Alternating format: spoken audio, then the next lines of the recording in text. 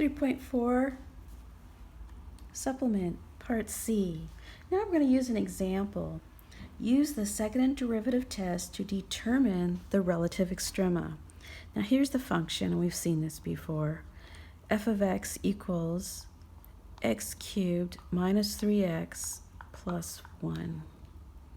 Okay, now we're using the second derivative test. First thing we're going to do, second derivative test, we're going to look for the first derivative and set it to 0. Okay, first derivative, we have 3x squared minus 3. Okay, set that to 0. Factor out our 3. We have x squared minus 1, which is 3 times x plus 1, x minus 1, and our critical numbers are at -1 and 1. So there's our critical numbers. All right, now what are we supposed to do? We're using the second derivative test, so we have to find the second derivative. So let's find the second derivative.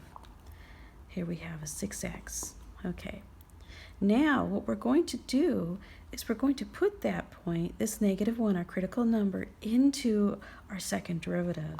So f double prime -1 into 6 times -1 is -6.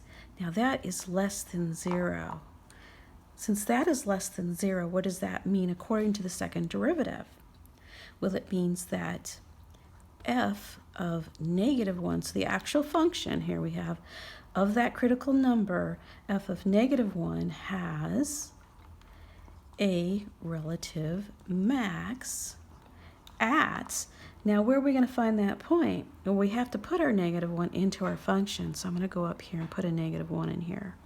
And we have a -1 plus 3 plus 1, which equals 3.